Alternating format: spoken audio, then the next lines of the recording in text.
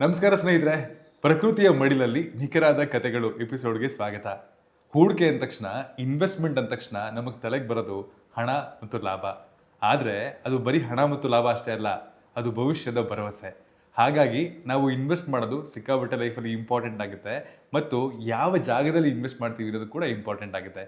Sir, ನಿಮ್ಮ ಪ್ರಕಾರ investment ಅಂದರೆ ಏನು? ನೋಡಿ, ಇನ್ವೆಸ್ಟ್ಮೆಂಟ್ ಅಂತಂದರೆ ನಾವು ಏನು, ನಮ್ಮ ಉದ್ದೇಶ ಏನು, ಮೂಲ ಉದ್ದೇಶ ಏನು? ಇರೋ ಹಣನ ಮಲ್ಟಿಪ್ಲೈ ಮಾಡೋದಾ? ಅದನ್ನು ಮಲ್ಟಿಪ್ಲೈ ಮಾಡೋದ್ರ ಜೊತೆಗೆ ಒಂದು ನಮಗೆ ಆನಂದನೂ ಸಿಗುತ್ತಾ ಅನ್ನೋ ಪಾಯಿಂಟನ್ನು ನಾವು ನೋಡಬೇಕು. ಈಗ ಎಲ್ಲರೂ ಏನಕ್ಕೆ ಕೆಲಸ ಮಾಡ್ತೀವಿ? ನಾವು ಹಣ ಮಾಡ್ತೀವಿ, ಹಣ ಮಾಡ್ತಾನೇ ಇರ್ತೀವಿ ಅಲ್ವಾ? ಇದು ಜನಸಾಮಾನ್ಯರ ಮನಸ್ಸಿನ ಸ್ಥಿತಿ. ಹಣ ಹಣ ಹಣ ಹಣ ಹಣ. ಇಲ್ಲಿ ಎಲ್ಲೋ ಒಂದು ಕಡೆ ಒಂದು ಯಾತಕ್ಕೋಸ್ಕರ ಮಾಡ್ತಿದ್ದೀವಿ ಹಣನ ಅನ್ನೋದು ಕ್ವಶನ್ ಮಾಡಿದ್ರೆ ನಿಮಗೆ ಕರೆಕ್ಟಾಗಿರೋ ಹೂಡಿಕೆಗೆ ಅರ್ಥ ಸಿಗುತ್ತೆ. ಯಾತಕ್ಕೋಸ್ಕರ ಮಾಡ್ತೀವಿ ಹಣನ? ಕೊನೆಗೆ ಹಣ ನಾವು ಮಾಡೋದು ಏನಕ್ಕೆ? ನಾವು ಸುಖವಾಗಿರೋದಕ್ಕೆ, ಶಾಂತಿಯಾಗಿರೋದಕ್ಕೆ, ನೆಮ್ಮದಿಯಾಗಿರೋಕ್ಕೆ, ಅದನ್ನು ಅನುಭವಿಸೋದಕ್ಕೆ.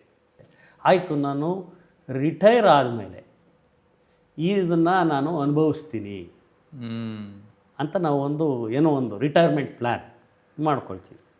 ರಿಟೈರ್ಮೆಂಟ್ ಆದಮೇಲೆ ಈ ಕೆಲಸದ ಒತ್ತಡ ಇರೋಲ್ಲ, ಮನೆಯಲ್ಲೇ ಇರ್ತೀವಿ, ಆವಾಗ ನಾವು ಇದನ್ನೆಲ್ಲ ಅನುಭವಿಸ್ತೀವಿ. ಭಾಳಷ್ಟು ಜನ ಪ್ಲ್ಯಾನಿಂಗ್ ಮಾಡೋಲ್ಲ. ಹಿಯರ್ಸೇನಲ್ಲಿ ಏನೋ ಒಂದು ಬೇರೆ ಯಾರೋ ಏನೋ ಒಂದು ಹೇಳ್ತಾರೆ ಅನ್ನೋದರಲ್ಲಿ, ಎಲ್ಲೋ ಒಂದು ಕಡೆ ಹಣ ಬೇಗ ಬೇಗ ಬೇಗ ಬೆಳೆಯುತ್ತೆ ಅನ್ನೋದರಲ್ಲಿ ನಾವು ಇನ್ವೆಸ್ಟ್ಮೆಂಟ್ ಮಾಡ್ತೀವಿ. That is not what is called as investment. Investment has got a very big planning concept. ಆ ಕಾನ್ಸೆಪ್ಟನ್ನ ನೀವು ಅರ್ಥ ಮಾಡಿಕೊಂಡು ಅದಕ್ಕೆ ಕ್ವಶನ್ ಹಾಕ್ಕೊಂಡು ಆನ್ಸರ್ ಮಾಡಿದ್ರೆ ಆಮೇಲೆ ಇನ್ವೆಸ್ಟ್ ಮಾಡಿ. ನೀವು ಸರಿಯಾಗಿರೋ ರೀತಿಯಲ್ಲಿ ಬೆಳಿತೀರಿ, ಅನುಭವಿಸ್ತೀರಿ. ಅನುಭವಿಸೋದು ತುಂಬ ಇಂಪಾರ್ಟೆಂಟ್. ಹೌದು. ಆ್ಯಂಡ್ ಈ ಇನ್ವೆಸ್ಟ್ಮೆಂಟ್ ಅಂತ ಬಂದ ತಕ್ಷಣ ನಿಖರದಲ್ಲಿ ಇನ್ವೆಸ್ಟ್ ಮಾಡೋದು ಬೇರೆ ಪ್ರಾಜೆಕ್ಟ್ಗಳಲ್ಲಿ ಇನ್ವೆಸ್ಟ್ ಮಾಡೋದಕ್ಕಿಂತ ಎಷ್ಟು ವಿಭಿನ್ನ ಮತ್ತು ಯಾವ ಒಂದು ಡಿಫ್ರೆಂಟ್ ಎಕ್ಸ್ಪೀರಿಯನ್ಸನ್ನು ಕೊಡುತ್ತೆ? ಈಗ ಅದನ್ನೇ ನಾನು ಹೇಳಿದ್ದು. ಇನ್ವೆಸ್ಟ್ಮೆಂಟ್ ಮಾಡುವಾಗ ನೆಮ್ಮದಿ ಬೇಕು, ಸಂತೋಷ ಬೇಕು ಅಂತಂದರೆ ಇಲ್ಲಿ ನೆಮ್ಮದಿ, ಸಂತೋಷ, ಸೇಫ್ಟಿನೂ ಬೇಕು ಅಲ್ವಾ? ಇವೆಲ್ಲ ನಮಗೆ ಸೇರಿ ಒಟ್ಟಿಗೆ ಇನ್ವೆಸ್ಟ್ಮೆಂಟ್ ಮಾಡಿ ಅದನ್ನು ನಾವು ಅನುಭವಿಸ್ಬೇಕು ಅಂದರೆ ನಿಖರನಲ್ಲಿ ಇನ್ವೆಸ್ಟ್ ಮಾಡಬೇಕು. ನಿಖರನಲ್ಲಿ ನಿಮಗೆ ಪ್ರಕೃತಿ ಜೊತೆ ಇರ್ತೀರಿ, ಪ್ರಕೃತಿನ ನೀವು ಬೆಳೆಸ್ತಿದ್ದೀರಿ, ಆ ಕಾನ್ಸೆಪ್ಟು ಇಲ್ಲಿ ಬರುತ್ತೆ. ಅಫಾರೆಸ್ಟೇಷನಲ್ಲಿ you are a part once you are investing in ನಿಖರ, because your money is being flowed indirectly to see that the trees are grown. ಇದು ಸಾಮಾಜಿಕ ನ್ಯಾಯಬದ್ಧವಾದ ಕೆಲಸಕ್ಕೆ ನೀವು ಒಂದು ಪೂರಕವಾಗಿರೋ ಶಕ್ತಿಯಾಗಿರ್ತೀರಿ, ಬ್ಯಾಕ್ ಬೋನ್ ಥರ.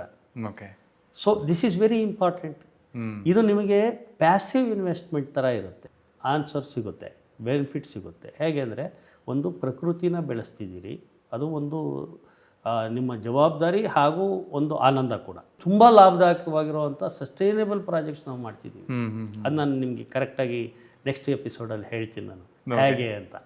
ಬಟ್ ಡೆಫಿನೆಟ್ ಆಗಿ we are at par are even better to any other asset class with all other side benefits.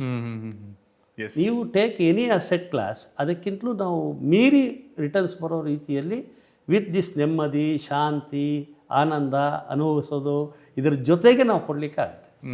Safety.